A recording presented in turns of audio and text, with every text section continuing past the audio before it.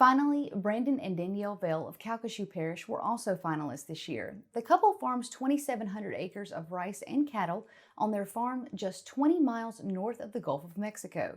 For the Vails, farming is a feast for the senses every day, taking joy in the job even when it's at its most difficult.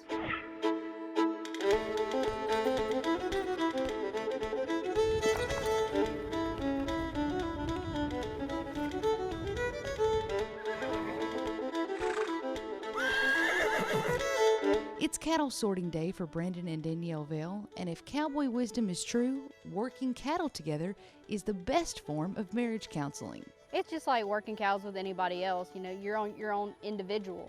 And with me not growing up doing this my whole life, he's gotten more knowledge of it, and I'm just slowly learning. Cows are interesting creatures. You know, they don't go by the book.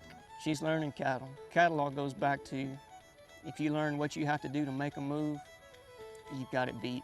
So she's getting really good with that. Side by side, the Vails navigate the joys and the challenges of managing this 2,700-acre rice and cattle farm in Calcasieu Parish. If I need to run a tractor, I'm there to run a tractor. I can run a bush hog, clip a pasture, working cattle. I'm there. I may not be the best at any of it, but I'm at least another warm body there to help. I'm glad she loves it. I mean, it makes me really proud of her, and even the rest of my family, like my dad and my sisters, they're really proud of her for how much she's learned, how much she's picked up, and how much she does on her own with no one asking her at all. You'd be amazed how much of an impact she's had on our place. It's great. I get to see him excited about growing his baby rice plants. He loves to tell you about it. He wants to show you, pick up a rice plant, cut it in half and show you. So just to see it growing, it's like anybody who grows their own garden. You plant a seed and now you have this zucchini that you can eat. It's the same thing with rice. This farm lies 20 miles north of the Gulf of Mexico, where heavy soil and a coastal climate create a host of challenges for growing a variety of crops. My dad had told me whenever I started planting rice, he said, look, two things work, rice and cattle. When I was in college, that's one thing they preached to us, diversification. That's the key to farming success. Well, so I tried. Like I said, everything I could think of that I thought would grow down here, I'd research it. If it looked like it might work, I would try it. But I'm back to rice and cattle. Diversification works a lot of other places.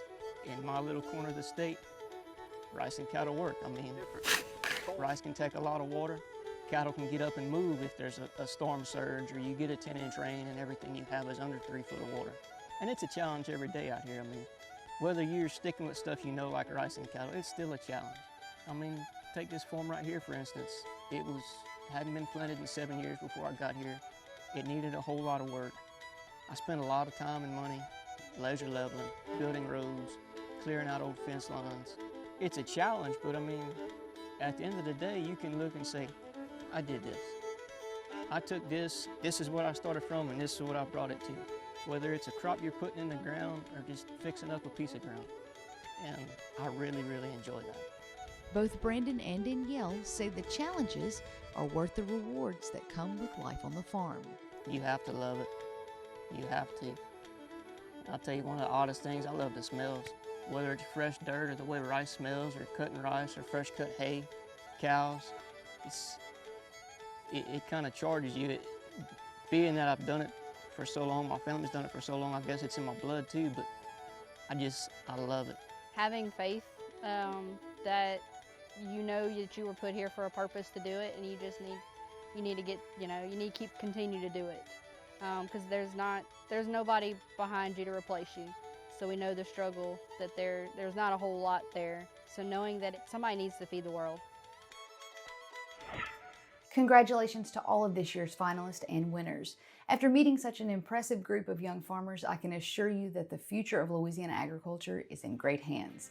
Still to come on Twyla, Jennifer Finley serves up a delicious dish featuring one of Louisiana's staple crops in this week's Field to Feast. Stay with us.